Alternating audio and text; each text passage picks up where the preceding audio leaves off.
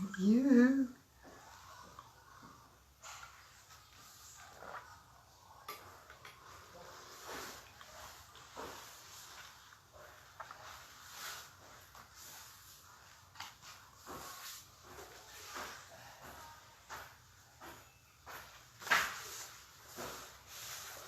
Oi, Sussu.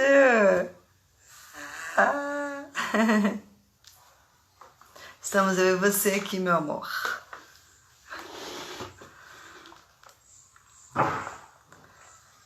Às vezes eu tenho a sensação de que a pessoa tá me vendo e eu tô vendo ela, sabe? Às vezes que ela tá me vendo, assim, quando eu entro na live dela.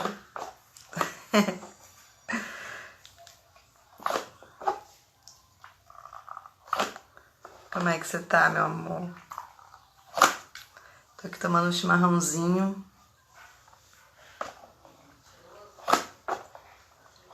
Tem que ser pontual, né, nessas lives.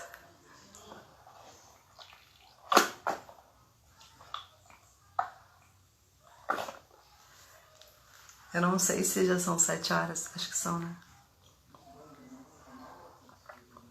Eu fico com medo aqui em casa. Ó, entrou mais uma pessoa. Olá, Max. Helga, querida.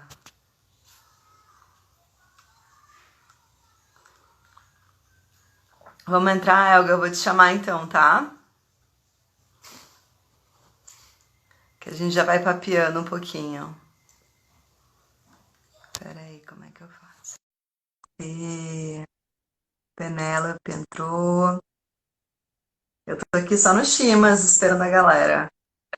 Ê, tudo bem? Conseguimos, Helga. Tudo bem? Conseguimos, chegou o dia, né? Chegou, Coisa né? boa. Ai, que Vai lindo. ser muito bom. Muito obrigada pelo convite, né? Muito simpático.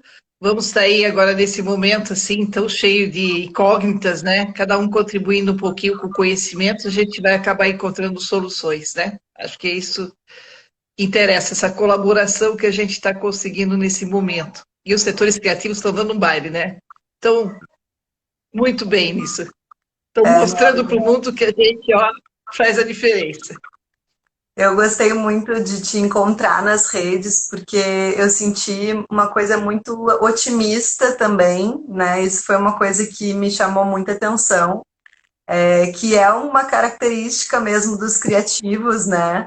A gente parece que quanto mais opressão a gente sente, mais a gente sente também uma necessidade de se reinventar, de encontrar outras formas, né, de lidar com a situação. E pelo que todo mundo está vivenciando agora, oi, Fábio. Pelo que a gente está vivenciando agora, todo mundo está numa situação nova, né, Elga? Então ninguém está se escapando, né? Não tem receita de bolo para ninguém. Agora, eu sou criativa e geminiana. Você já imaginou? Geminiana tem que fazer 10 coisas ao mesmo tempo, senão não.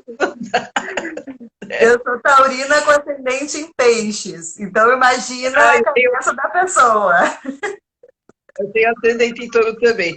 Mas, sabe, eu acho que tem coisas muito interessantes, apesar do caos, né? Tem coisas muito, muito interessantes acontecendo. Para a gente que está nessa área há muito tempo, e a gente vive tentando, sabe, comunicar essa questão da economia criativa, e não é muito fácil, porque ela é muito intangível. E essa situação do Covid, ela tirou todo mundo da zona de conforto, sabe? Falou, poxa, onde é que eu tô? Né? Então, assim, a gente já vinha com problemas na área cultural há mais de 2 anos, né? Mas todo mundo na mesma batalha, no mais do mesmo, sem se reinventar, sem procurar conhecer melhor essa proposta dessa nova economia, porque está confortável, é muito mais fácil ficar batendo no governo, é muito mais fácil a gente ficar brigando. Não que não tenha que bater, tem que bater também, mas não só isso, né? E aí o Covid veio assim para potencializar uma crise que já vinha vindo, né? E É, dentro dessa crise eu estou vendo muita coisa legal. O sair da zona de conforto, como você falou, o criativo, ele também não fica muito sentado esperando, né? Ele se instiga com dificuldades, né? Então, quando você olha todos os segmentos que eu tenho todos os segmentos das minhas redes, né? Desde empresários, comerciantes, sociólogos, tudo mais. O setor que melhor reagiu e reagiu mais rápido foi o setor criativo. Primeiro, porque eles fizeram uma baita diferença entrando na casa das pessoas, levando arte, entretenimento, música, leitura, e contribuíram muito para que esse momento não fosse pior do que já é. Né? Então, tem coisas boas por baixo. Eu acho que dentro disso que você está falando, sabe, Elga, eu acho que existe também a questão da gente estar fazendo arte, né? Em casa já é um lugar assim mais, até eu estava falando com alguns amigos assim, a gente estar em casa criando e produzindo já é uma realidade do artista, né? A gente trabalha muito em casa já, mesmo sem o Covid, né? A gente já produz em casa, a gente ensaia em casa, né? Claro, quando tem grupo, a gente normalmente vai para casa, salas de ensaio, mas quando o processo, mesmo fora do grupo, né, de decorar texto, de às vezes produzir um adereço, alguma coisa, é em casa, né? Tem essa relação, tocar o instrumento é em casa, né? Então, para o artista, isso eu acho que se tornou uma coisa até assim de tipo, tá, agora eu preciso estar dialogando com o meu processo, tá? Revelando mais o meu processo de criação, o meu processo em casa, meu processo de como que eu vou estar dialogando agora com esse momento, né? Mas eu sinto que a questão da casa até foi um lugar assim que o artista em si, eu acho que ele se encontra muito. Eu acho que a parte mais difícil mesmo, assim, que eu vejo, é a questão da gente pensar em termos de produção nesse momento, né, que é uma questão bem séria, né, para todos, né, todo mundo, assim, até quem trabalha com produção somente, né, mas para o artista que também é um produtor. E para a gente, assim, dar esse início do nosso bate-papo, eu vou ler um texto, separei um texto aqui, tá, gente, do Eduardo Galeano, que eu acho que vai dar uma introduzida legal, e depois eu vou entrar um pouco também com a questão do artista independente, do empreendedorismo criativo, né? Do artista empreendedor. E aí eu vou passar a palavra para a Elga, que ela tem bastante coisa legal sobre economia criativa para compartilhar com a gente.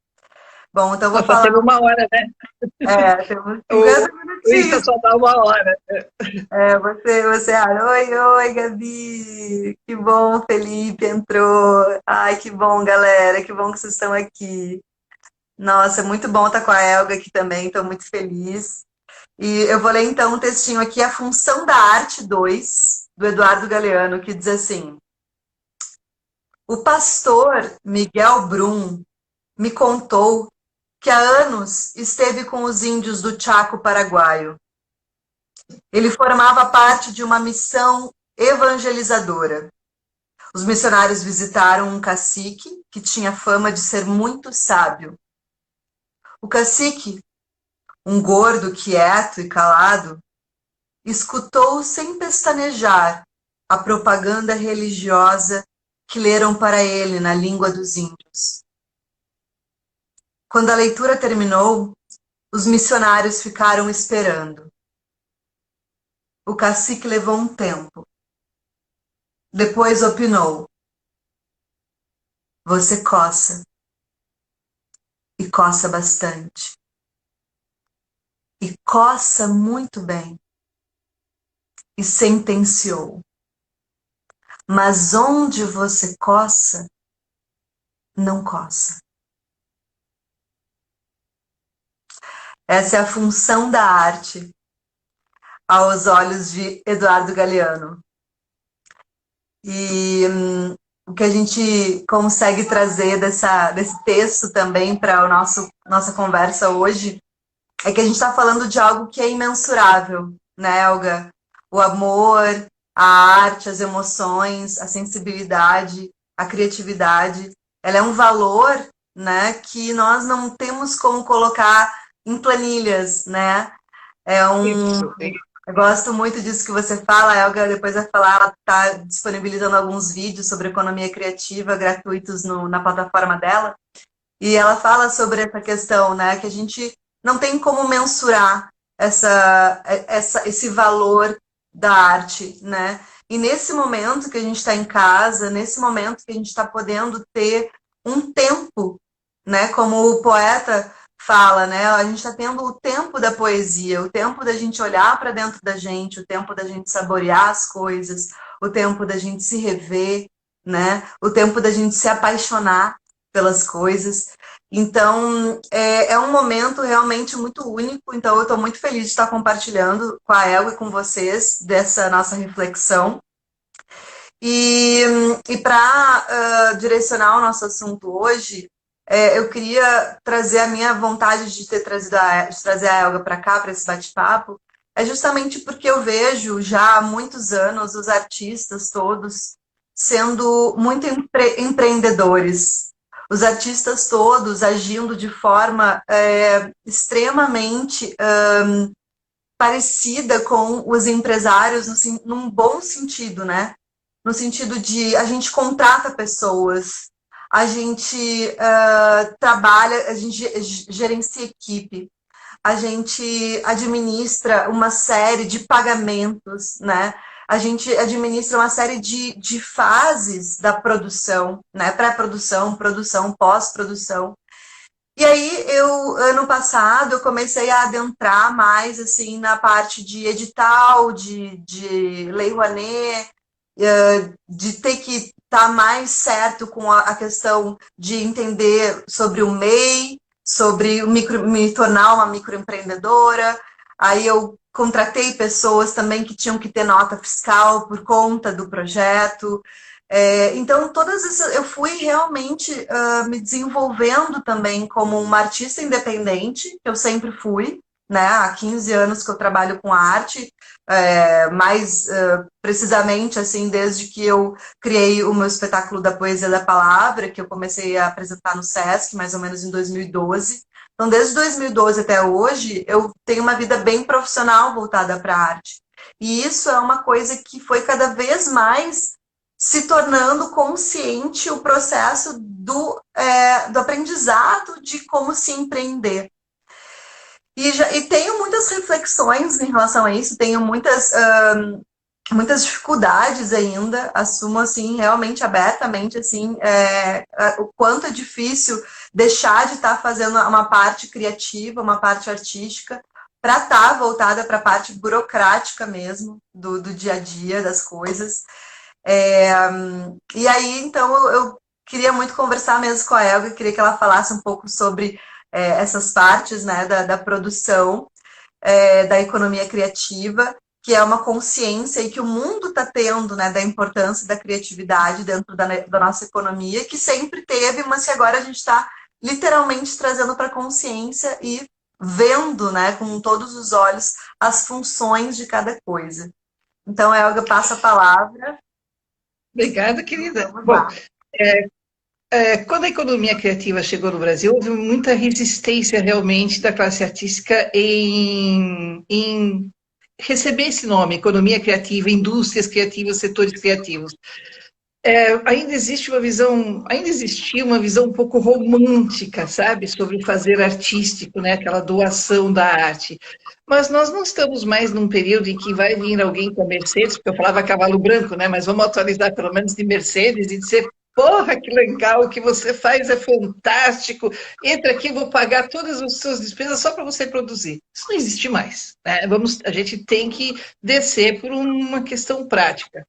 E eu senti muito, como eu estou já 14 anos envolvido com esse assunto, quando eu comecei, quando eu falava economia criativa, eu já senti uma barreira, mas as pessoas não queriam saber o que era, não se interessavam pelo conceito, pelo fato de eu usar a nomenclatura economia, já me fechavam a porta, né?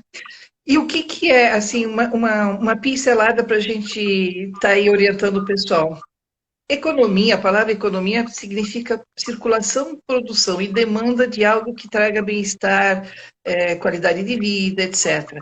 Nesse caso, na economia formal, o nosso dinheiro é a moeda, o dinheiro, né, o papel moeda. A economia criativa, a moeda é o conhecimento. Então, qual que é a proposta? É circular conhecimento, circular experiências e repertórios, né? O conhecimento aqui não está amarrado à questão formal da academia, é o conhecimento, experiências de vida, de erros de acervo, do que a gente conhece, né? Das trocas que a gente faz. A troca desse conhecimento, ele aumenta o nosso repertório. E quando nós aumentamos o repertório, nós estimulamos o processo criativo. Por isso, a economia criativa. A gente está gerando conhecimento, estimulando a criatividade. E ela é um conceito muito mais amplo do que só o processo da criatividade. Ela tem uma proposta de economia, que como todo conceito novo, ele vai se lapidando, né? De 98 para cá, ele foi crescendo. E o que insere essa proposta? Que hoje a gente não pode mais pensar em qualquer atividade, seja ela criativa ou convencional mesmo, indústria, só pensando em lucro. Nós temos uma responsabilidade para com o nosso contexto, então nós temos que estar pensando nos valores agregados e nas transformações que nós fazemos no território. O que acontece? Com esse novo olhar, porque desde 2005 a ONU já inseriu a cultura dentro dos índices de desenvolvimento sustentável, porque se percebeu que só a economia ambiental e social não davam conta, né? Então, se a gente quer um mundo melhor, um mundo mais sustentável, a cultura faz parte desse balaio. O que acontece? Os setores convencionais não sabem mais criar, estão perdidos nesse processo que é um processo novo, que é o nosso trabalho do dia a dia, que é criativo. Para nós isso é fácil, né? Então tá aí já está o grande link da nossa capacidade criativa para o mundo convencional. Você falou agora há pouco no núcleo criativo, né? Para poder explicar melhor para as pessoas qual que é o processo, o impacto da economia criativa dentro do setor criativo, eu dividi em 3 etapas, né? Porque eu ouço muito isso. Você está monetizando a cultura, você quer que a cultura caminhe de acordo com o mercado. Não, não é isso. A gente tem várias fases dentro do nosso processo do setor criativo e cada um tem outras aplicações. Aquele que você mencionou, núcleo criativo, por exemplo, você está ali com o seu grupo de trabalho e é um momento mágico, é um momento em que você solta o conhecimento, troca o conhecimento, as experiências, se coloca as ideias sem julgamento, sem crivo, se solta a imaginação. Esse é o nosso processo normal. E isso tem que ser muito preservado. Isso não pode ter interferências de mercado ou qualquer outra interferência qualquer. Isso que é importante, este processo. E este pode ajudar o setor convencional, né? A ajudar a reaprender a ser criativo. Então, ali a gente já tem uma possibilidade de atividade que é focada no nosso fazer, mas também com o olhar de outras possibilidades de geração de emprego e renda, digamos assim, né?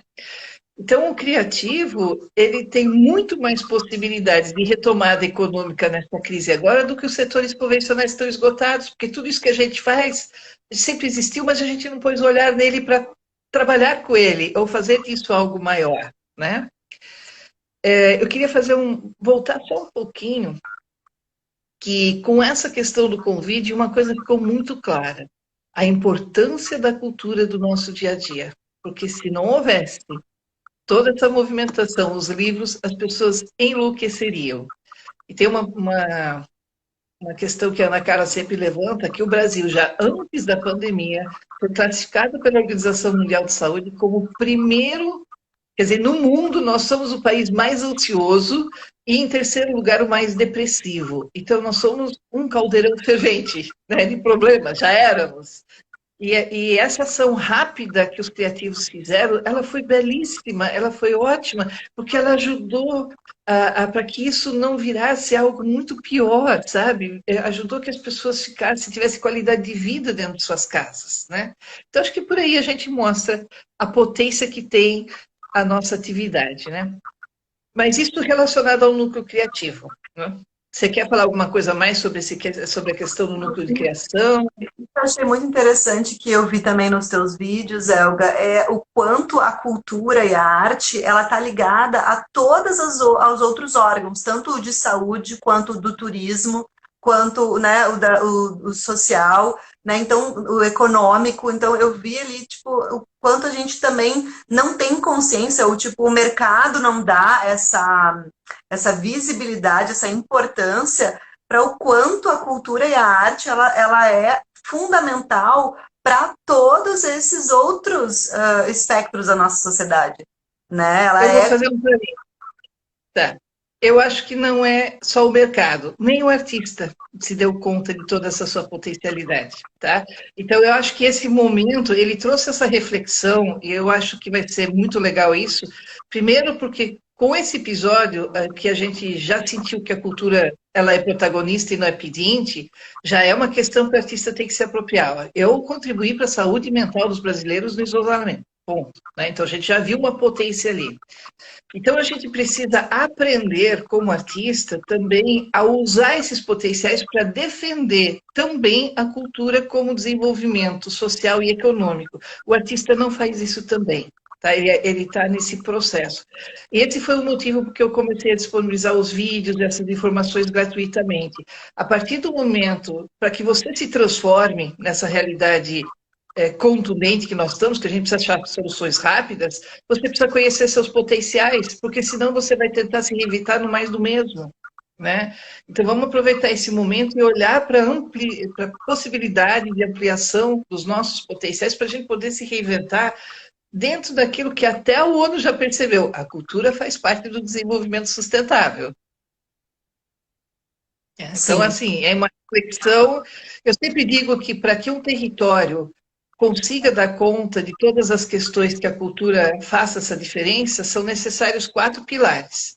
O setor criativo, a gestão pública, ela tem um papel importante, né, para fomentar, para fazer o link, para justamente colocar o setor criativo em contato com o setor convencional, com a necessidade social, com o desenvolvimento econômico, com a saúde, né? O setor privado, que quando ele se conscientiza do impacto todo que é gerado pela cultura, ele começa a ver que aquele dinheiro que ele coloca não é ajudinha. Ele está ajudando a movimentação econômica formal do território e quando ele melhora, quando ele gera essa...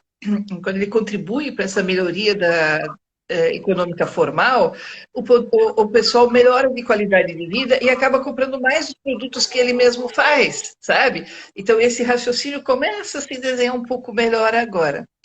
E o quarto é a sociedade civil que ainda não entendeu o artista como um trabalho, não entendeu que tem uma cadeia produtiva, né? Todos os 4 atores precisam melhorar o seu conhecimento sobre os seus potenciais. E o momento está bom para isso, né? Para a gente estudar e absorver isso tudo, né? E tentar se reinventar, mas com mais força, com mais fundamentação. Sim. Eu até fiz umas anotações, Elga, de uma das coisas que eu queria muito que você falasse, assim, sobre como a criatividade, ela também é ela traz essa valorização dos serviços, né? Que é quando você fala também, tipo, depois do núcleo criativo, né? Que é essa parte nossa de produção, que é o que o artista está acostumado, né? É a nossa parte de produção, de criação, né? É a parte que a gente mais se sente em casa, é a parte que está ali relacionada também ao nosso estudo, à nossa dedicação, aos nossos mestres, a todas as nossas referências. Então, ali, né, a gente tem o nosso núcleo. E depois, eu achei muito interessante essa cadeia produtiva, como que a partir da nossa função, né, do nosso fazer, a gente vai criando uma rede gigantesca de outros fazeres, de outros serviços, que vão fazendo tudo girar de uma forma harmônica, e hoje a gente está tendo acesso a essa informação, né? Tanto nós artistas, quanto acho que empresários que estão se atentando para essa sustentabilidade, né? Voltando só um tico para o núcleo criativo, você veja só, a gente tem esse processo criativo, né? Nós, na área da cultura, e nós temos um setor convencional, que são indústrias, serviços, cujos profissionais estão mudando de perfil.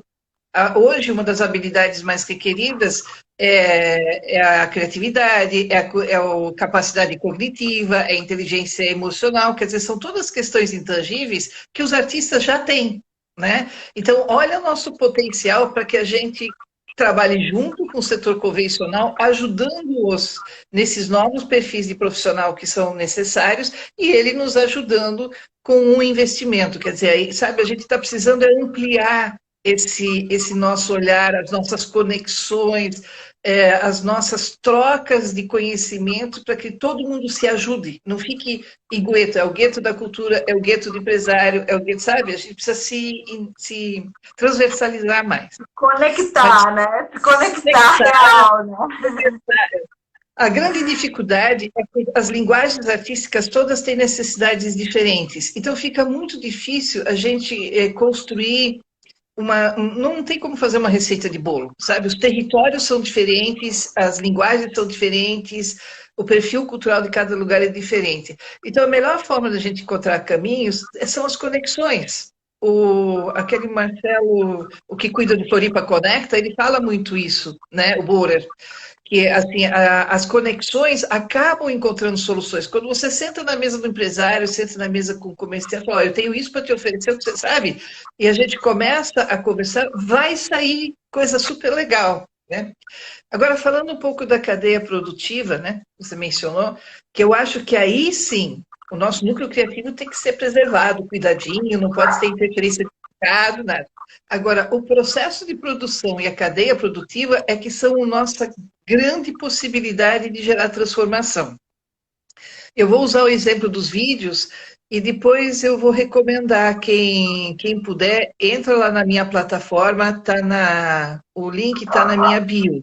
Eu disponibilizei 6 episódios gratuitos, um mini curso, onde tudo isso que a gente está falando tem uns slides para ilustrar, então ajuda um pouco depois nesse processo que todo mundo vai para casa depois de pensar, né? Então ali eu uso como exemplo o teatro.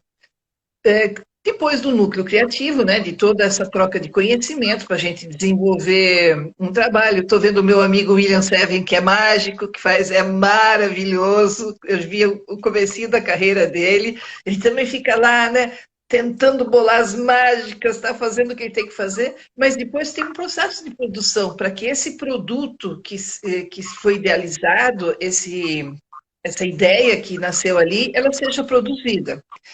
E ali a gente passa a contratar outros profissionais, né? Outros profissionais que são criativos ou não criativos, como eletricistas, como encanador, às vezes precisa, às vezes precisa de serralheiro para fazer cenário, precisa do técnico de som, precisa da faxineira, precisa do design, precisa do contador, precisa do cara que trabalha com as mídias sociais. Nem todo mundo é criativo, tem gente de profissões convencionais. Vamos pegar a costureira. A costureira, para ela fazer um figurino, ela tem que comprar tecido, linha, agulha, papel, botão, armarinho, tudo. Cada um desses itens que ela compra movimenta lojas e movimenta indústrias. Dá para ver o tamanho da rede que se movimenta para fazer uma peça de teatro. Então, a primeira lição de casa que o artista de toda e qualquer linguagem tem que fazer é mapear a sua cadeia produtiva. Sabe, pegar um dos trabalhos e falar, olha, esse trabalho que eu fiz, o que eu movimentei com esse trabalho? Ali só tem uma observação. É muito usual quem usa muito editais querer economizar. E aí você é o eu tudo, eu faço tudo. Se a gente fica no eu tudo, a gente não movimenta essa cadeia, tá? Então tem que ter essa consciência. Ó, eu tenho uma peça, eu vou contratar um técnico de som, eu vou contratar costureira, eu vou contratar um cenógrafo, né? Vou Por quê? contratar o designer, vou contratar o fotógrafo, né? Isso, tem que contratar. Por quê? Tudo isso emite nota, recebe cachê, e paga imposto. Aí tem 2 olhares. Primeiro, que a pessoa recebe o cachê, ela vai lá para o bairro dela e lá ela compra no supermercado, na farmácia, paga a escola. Quer dizer, aí no território onde ela mora, ela movimenta com aquele cachê que ela recebeu. Né? E o segundo aspecto é o imposto. Se esse dinheiro que a gente recebeu para fazer esse trabalho veio de editais, sejam municipais, estaduais ou federais, ele tem um retorno para os cofres públicos e geralmente é muito mais do que 1 por 1, é exponenciado pelo menos 1 para 2. Então esse é um outro trabalho que nós temos que fazer junto à gestão pública e esse mapeamento ajuda a mostrar que quando a gente recebe 300 mil para fazer um trabalho artístico, a gente está devolvendo talvez 600 para os cofres públicos com essa geração de economia formal que nós estamos fazendo, né? Aí tem mais uma questão. Você imagina que eu tenho ali a minha cadeia produtiva, tá? Eu preciso de um marceneiro, eu preciso da costureira e eu preciso de um técnico de som. Que eu pego meu tio, meu não sei o quê, a gente se ajeita. Aí, se eu coloco esse olhar mais amplo dos impactos e dos valores agregados que eu quero trazer, eu vou procurar contratar pessoas que estão em área de vulnerabilidade. Tá? Então, ó, poxa, essa função, mesmo que não seja todas, que seja uma ou outra. Eu posso contratar a costureira que mora lá no Jardim Paraíso, que é uma área de muita vulnerabilidade. Me disseram que ela tem uma costureira boa. Tá? Essa costureira, essa movimentação que a gente está fazendo, contratando uma pessoa nessa área, está gerando impacto social. Né? Então, a gente está contribuindo para uma transformação no território. Tá? Então, o processo de produção a cadeia produtiva são a chave de como nós podemos justificar que a arte ela faz essa geração econômica, os investimentos dos cofres públicos retornam com dividendos, que o investimento de empresário vale a pena, e nós geramos impacto social, contribuímos em termos de gestão pública para o desenvolvimento social, para a saúde, né, pela atividade, para a educação, porque todo o processo artístico tem conhecimento. É impossível fazer uma peça-teatro de dança tal que não é baseada em alguma coisa, em algum conhecimento, experiência. Enfim, o impacto é imenso. Né? E é isso que a gente, que está na área criativa, tem que aprender sobre nós mesmos para a gente poder mostrar para os outros. E aí conseguir essas políticas públicas, conseguir esses investimentos, conseguir reorganizar todos os nossos processos, né? Deu para entender o tamanho da possibilidade? Dentro do que você está falando, tem duas coisas que eu achei muito curiosas, assim, do meio artístico, né? Que passa desse empreendedorismo, desse artista independente para o empreendedorismo criativo, né? Uma das coisas é o quanto a gente não tem acesso ao conhecimento mesmo, eu digo no sentido de facilidades de acesso a esse conhecimento, a essas informações, de fazer o MEI. Né? É uma coisa super simples, mas quase não se fala, ou tipo assim, claro, tu tem que ir atrás, como tudo, né? Bota aí um tutorial, vai lá e descobre, né? Mas assim, não é uma coisa que tá na boca do artista independente, entendeu? Ter o seu MEI, sabe? Vai lá e faz seu MEI, todo mundo tem o seu MEI, entendeu? Todo mundo colabora, então isso é uma questão que eu vejo, assim, que a gente tá ainda num processo também de criar a nossa própria empresa, o nosso CNPJ, de entender a importância disso, entendeu? Sabe, Elga? E a outra coisa também que me chamou muita atenção, que eu entrei no núcleo de empreendedores culturais da CIF no ano passado, que é um núcleo dentro da CIF, que é um órgão aqui, uma instituição que apoia vários empresários aqui em Florianópolis. Para quem não sabe, a Elga tá em Joinville, né, Elga? Joinville, eu sou de São Paulo, já moro há 18 anos em Joinville. Eu também morei um tempo em Sampa, agora estou aqui em Florianópolis, faz quase 5 anos. E ano passado eu entrei para a CIF para entender um pouco mais sobre produção cultural, para entender mais sobre empreendedorismo criativo e tal. E eu entrei nesse grupo, né, dos empreendedores culturais e eu me espantei, né, negativamente, inclusive, que só tinham produtores dentro do empreendedorismo cultural. Não tinha um músico, não tinha uma banda, não tinha uma atriz, não tinha ninguém, nenhum artista estava e está, né, fazendo o corpo dentro de um núcleo ali que está à frente de vários contatos e produções bem grandes dentro da cidade, em termos de shows, de festivais, de eventos, enfim, né, o que estão movimentando fortemente a cultura aqui em Florianópolis. Não tinha um artista, eram só produtores. E aí eu estava ali, né, como atriz e produtora, aprendendo, né, ouvindo bastante, e uma das coisas que me chamou muita atenção, que eles colocaram como um grande problema da cultura, foi a questão dos números. O SESC foi lá fazer uma explanação de o quanto o SESC está beneficiando, enfim, a cultura para a cidade e tal. E aí eles estavam mostrando os números de quantas pessoas eles atingiram no teatro, quantas atingiram no circo. O SESC tem todos os números deles. E aí a gente se olhou, né? Os produtores se olharam e falaram, gente, a gente não tem acesso a esses números, nós não temos esses números. E isso é uma questão para gente, muitas vezes, para a gente estabelecer uma conexão com os poderes públicos e privados, né, de valorização do nosso trabalho, de valorização de reconhecimento do quanto a arte e a cultura são transformadoras dentro das escolas, dentro dos hospitais, né? Então, eu acho que isso é uma questão bem, bem forte, por exemplo, de articulação também, assim, dentro da nossa rede de artistas, sabe? Da nossa rede de produção cultural.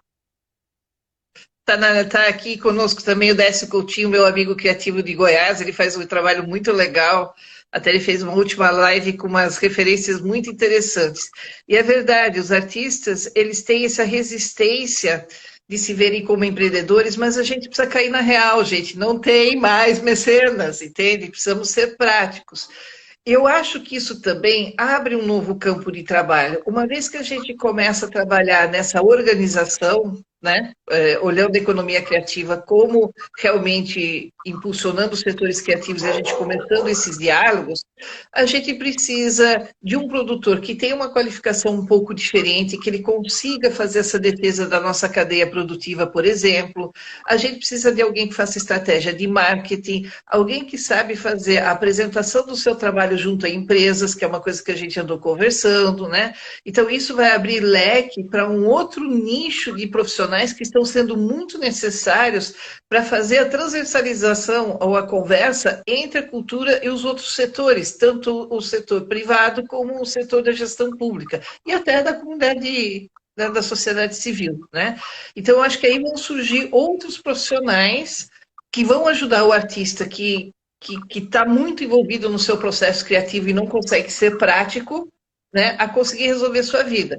Eu conheço vários artistas que realmente eles não conseguem se atinar com as questões práticas, eles vivem muito no processo criativo, virou a forma de ser deles, mas aí tem que contratar, ou tem que trabalhar junto, ter um produtor ou alguém com essa capacidade na equipe, simplesmente porque senão não vai sobreviver. Né? Não vai sobreviver nessa construção. E tem uma grande vantagem da gente começar a ser um pouco mais prático, porque aí a gente vai conseguir mostrar mesmo as questões intangíveis, mas a gente vai conseguir mostrá-las melhor, a gente vai conseguir defendê-las melhor. E isso vai abrir essas conexões todas que nós estamos falando, né? Nós precisamos ser um pouco mais objetivos. A gente não pode ser muito romântico, ainda mais no meio de uma crise ferrada dessa, né? Temos que ser mais práticos também, né? Mas isso que você está falando é muito legal, Elga. Eu acho que até era onde eu queria chegar, assim, sabe?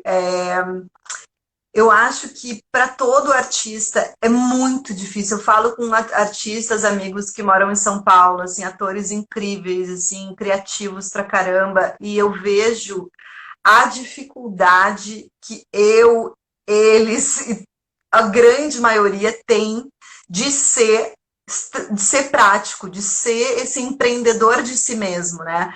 Porque, assim, por exemplo, né, eu tive uma experiência super negativa com uma produtora que eu contratei, assim que eu consegui o meu projeto, eu contratei uma produtora, que eu não vou citar o nome, mas que se diz, né, na internet como a mais especializada de todas, né, aquelas coisas que a gente encontra, a mais especializada de todas, e aí, de repente, você tá ali numa situação que a pessoa fica, sei lá, com 7 mil reais do teu projeto, e, tipo, não foi visitar uma empresa, né? De 250 empresas que ela listou, ela não foi visitar uma empresa. E aí você percebe que a única pessoa que pode estabelecer um relacionamento com uma empresa é você, sabe? e até que essa assim, defender o seu projeto, sabe? Falar do seu projeto. Claro que um produtor que está dentro da sua equipe, uma pessoa que queira fazer isso genuinamente, mas assim, esse produtor, essa pessoa, esse vendedor, ele é raro. Normalmente você só encontra um produtor depois que tu já tem um certo nome no mercado. Né? E isso é o que todo mundo fala. Ah, os produtores só vão pegar o artista quando o artista já se ralou muito vendendo lá o seu projeto, né? E aí eu vejo que, assim, dentro do meu processo de autodescoberta também enquanto empreendedora, e dessa artista independente empreendedora, eu me dei conta que, sim, eu tenho muito mais ferramentas para falar sobre o meu projeto. E aí eu esbarrei numa coisa muito interessante, que eu acho que também dialoga muito com o que você nos traz aqui, que é a questão de quais são as empresas que eu quero trabalhar.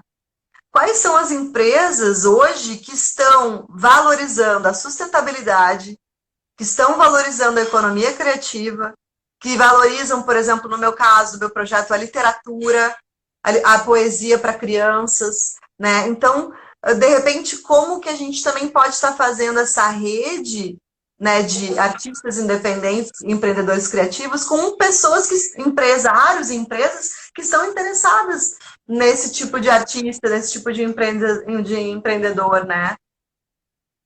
Aí eu tenho duas observações a fazer. Primeiro, eu acho, por isso que eu volto a dizer que esse momento que a gente está de recolhimento é um momento da gente buscar conhecimento, que você pode não gostar de fazer, querer delegar para outra pessoa, mas você precisa saber, você precisa conhecer, justamente para você não ser ludibriado, para você ter o controle do seu negócio na sua mão.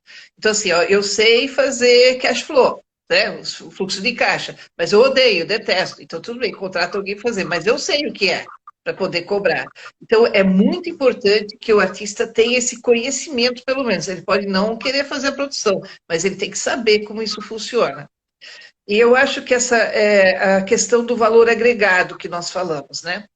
Eu vou fazer um linkzinho com a tecnologia. A tecnologia está fantástica nesse nosso mundo, né? Eu sempre digo que eu comecei a trabalhar fazendo telex, teletipo, vocês nem sabem o que é isso. Era uma maquinona. Eu ainda estou no mercado de trabalho, estou há 45 anos no mercado de trabalho, e hoje nós temos a realidade virtual, a inteligência artificial. Então, é um curto espaço de tempo com uma evolução tecnológica gigantesca. Ela veio nos ajudar, mas o contraponto é que quando você cria uma coisa hoje e põe na rede, os espaços são muito curtos. Daqui a pouco alguém na China está fazendo o que você faz. O que que impede, o que que faz com que o seu trabalho, mesmo no trabalho artístico, tá? Ele tem essa... Eu tive esse problema de colocar um vídeo no YouTube com um desses meus pensamentos, e um rapaz que já tem projeção, porque ele tem um poder aquisitivo muito maior que o meu, ele investe em marketing pesado, ele usou o que eu pus no vídeo e fez um mega sucesso, sabe? Então, assim, a gente tem problemas de ética muito fortes também, né? Mas o que faz com que o seu trabalho seja diferenciado? Aí vamos voltar à cadeia produtiva. É o valor agregado que eu trago à minha cadeia produtiva. Tá?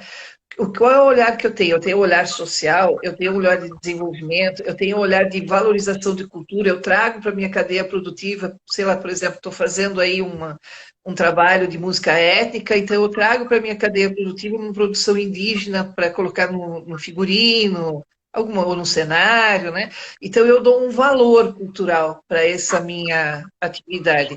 Esse valor cultural, ele não é copiável, né? Então esses são os valores agregados. E eu acho que quando a gente vai escolher uma empresa para trabalhar com ela, esses valores têm que estar alinhados. E também ninguém vai querer investir se não compra a sua, né? Se não tem o mesmo princípio, o mesmo valor. Você acaba atraindo só aquelas pessoas que realmente têm esse mesmo olhar, né? Tem um viés no Brasil que está crescendo muito, chama capitalismo consciente. É uma outra forma de você gerar empresas, negócios. Se eu não me engano, o Boticário e a Natura já fazem parte. Se eu não me engano, a Luísa Trajano, que a gente está vendo, está dando um banho de humanismo aí nessa situação, também faz parte. Então, assim, tudo está mudando, tudo está em transformação. E os iguais vão acabando trabalhando junto porque eles geram transformação, eles mudam territórios. Então, a gente vai ganhando força com essas conexões, né? Deu para desenhar? Super, Elga, super. Eu não sei se a gente abre para as perguntas e a gente podia falar também Eu algumas acho que sim, né? sugestões do momento também, né? Olha, o que eu queria sugerir bem rapidamente seria isso. Ações coletivas, tá, gente? Nós estamos num momento muito complicado em que está difícil o diálogo com a gestão pública, por exemplo, e mesmo com o setor privado, porque a saúde é uma preocupação imensa. A gente não sabe o que vai acontecer e as perspectivas não são boas. E o tempo que a gente vai ficar nessa situação também não vai ser curto, né? Quando a gente fala com infectologistas, a gente está vendo que é uma coisa de 1, 2 anos. A gente tem que mudar as nossas realidades, né? Como mudar essas realidades? Buscar conhecimento, que é o que a gente já defendeu aqui, e o segundo ponto, começar a fazer ações coletivas. Teve um episódio de um pessoal sertanejo, se eu não me engano, lá da região do Décio ali, que começou a fazer shows gratuitos online com o objetivo de arrecadação de ajuda, né, de alimento e tudo mais. Eles bateram um recorde de visualização. Então, se eles agora começarem a monetizar, falar assim, olha, eu vou cobrar R$ 5 para vocês entrarem no nosso portal de música, todo mundo vai pagar, porque eles já criaram uma relação com o público, né? Uma relação de impacto social e uma relação de impacto artístico, né? Então, acho que quando a gente trabalha no coletivo, a gente junta esforços, a gente tem mais chance de conseguir encontrar soluções nesse momento, né? Porque, como eu disse, o diálogo com os outros setores nesse momento, em função da prioridade da saúde, vai ser mais difícil. A gente tem que ir nadando com as nossas nadadeiras mesmo, sabe? Se quiser Entendo. abrir para perguntas, fica à vontade.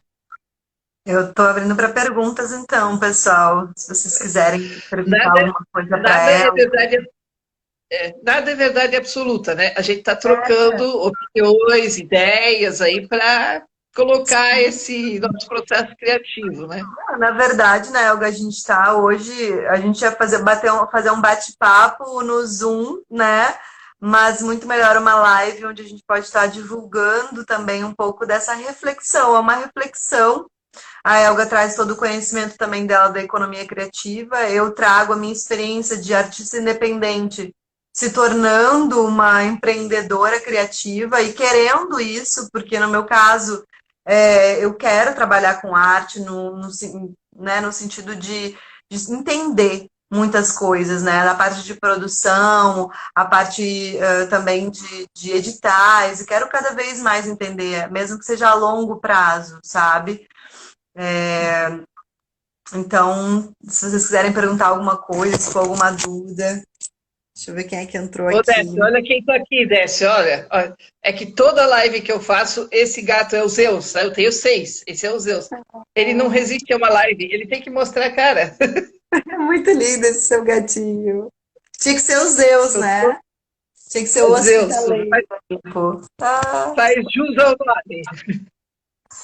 maravilhoso. O Pessoal, Wagner entrou, praticar a criatividade. Pois é, Wagner. A gente estava falando ó, isso um pouco antes, né? Posso responder, claro, Gloriana? aham, O processo claro. criativo da arte, que já é uma coisa natural para quem lida nesse mundo, né, artístico, ele tem essa coisa que a gente defende no mundo empresarial, no design thinking, mas é muito difícil a gente pegar as pessoas simplesmente e falar, oh, daqui a pouco vamos trabalhar com design thinking.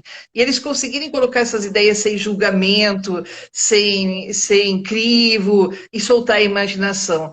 Quando você leva um exercício de um processo criativo de arte para que essas pessoas possam abrir essas percepções da emoção, de se libertar dessas amarras, de colocar as ideias de serem é,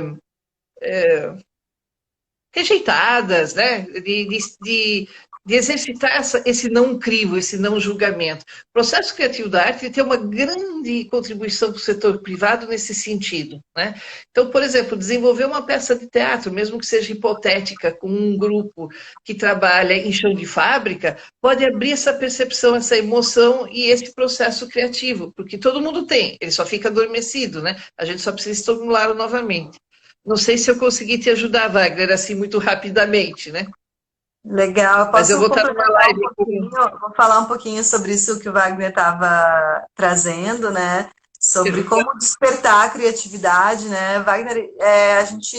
Existem muitas formas, né, de você despertar a sua criatividade, né? E principalmente quanto mais você conseguir estar em ambientes onde você pode trazer o lúdico, né? Trazer a sua liberdade, trazer a sua expressão, né?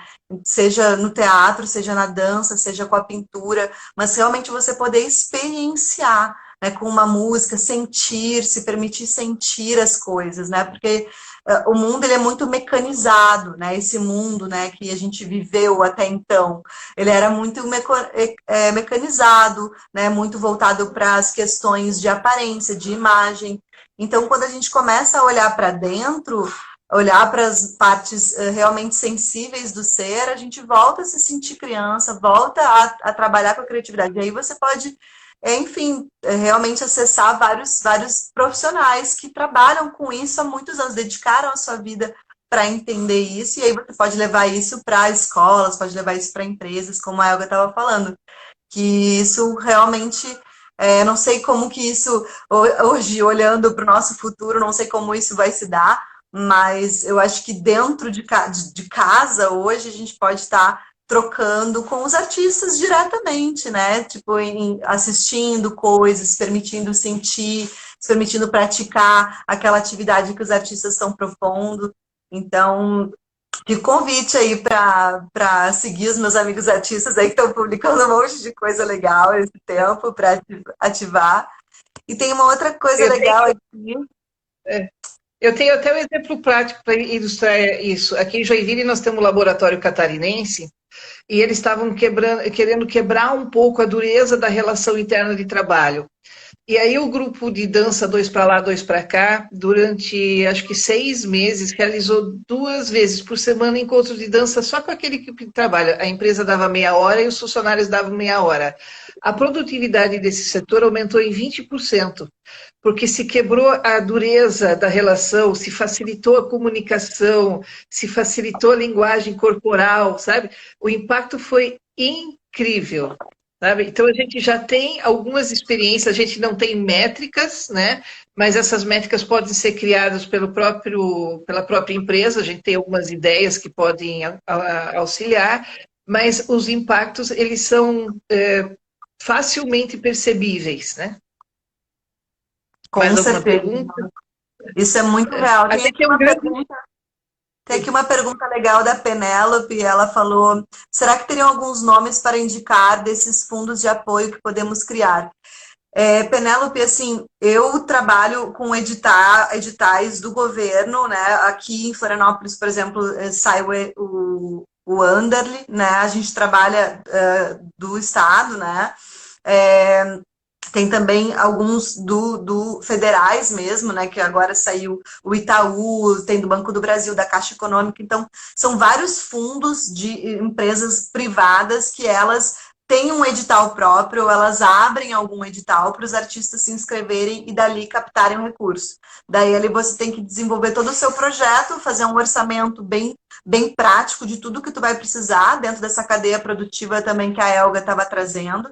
E aí tem esses crowdfundings, a vaquinha, esses outros processos que eu nunca participei, mas tenho vontade, te confesso, Penélope, que eu acho que é uma forma, e hoje eu tenho achado até que talvez seja a forma que mais tem a ver com a minha personalidade, porque eu trabalhei também com Lei Rouanet, que daí você recebe uma carta, né, que você pode captar recursos, captar imposto de renda de grandes empresas para você subsidiar o seu projeto.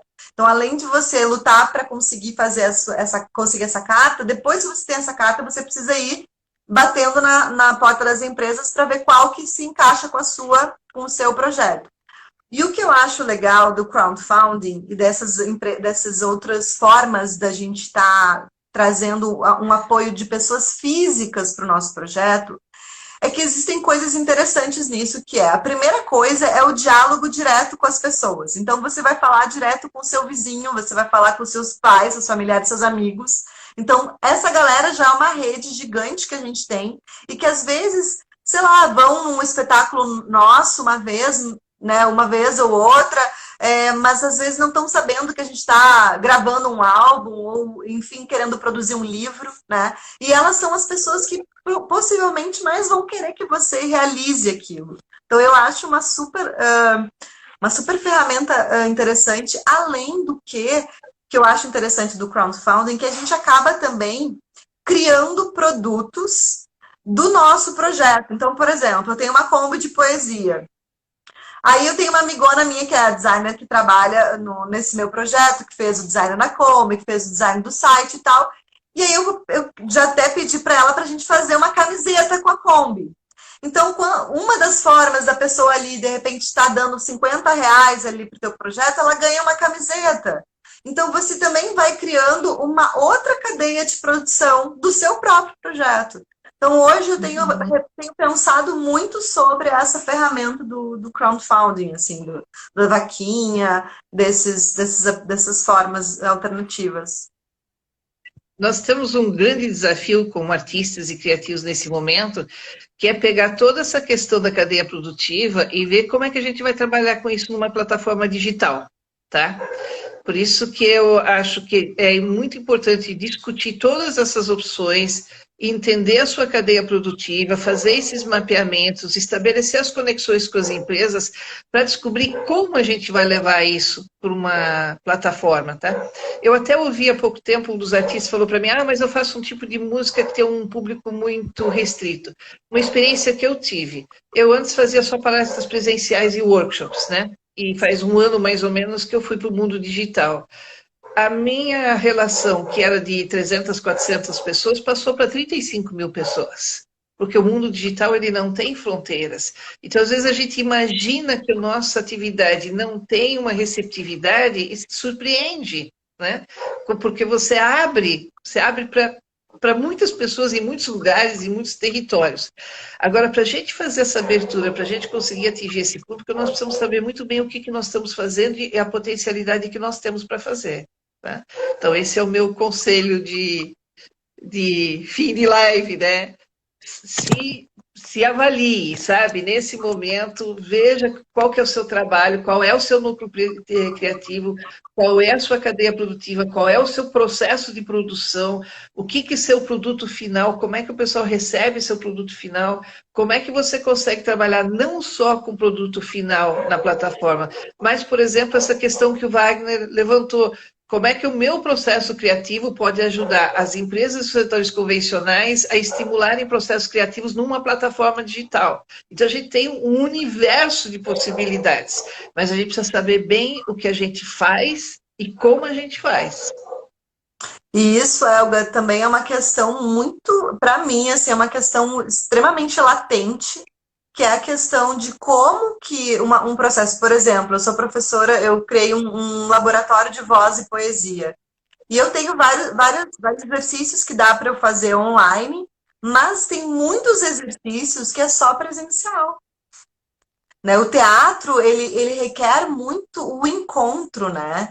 O olho no olho, e no sentido do físico mesmo, do contato físico, do tato. Então, é um desafio, assim, às vezes eu me sinto muitas vezes de mãos atadas nessa quarentena, assim, pensando em como digitalizar, assim, né? Deixar as coisas realmente virtuais, sabe? Virtualizar as minhas experiências, e eu acho que isso é um grande desafio, assim, adoraria conversar mais sobre isso, inclusive quem está também nessa reflexão de como está fazendo lives de apresentações, enfim, de pensar cursos de forma online, enfim, eu também estou bem nessa reflexão, assim. Eu acho que a nossa realidade vai ser uma questão mista, sabe? A gente trabalhar com um mundo virtual e quando a gente sai do isolamento com um mundo presencial.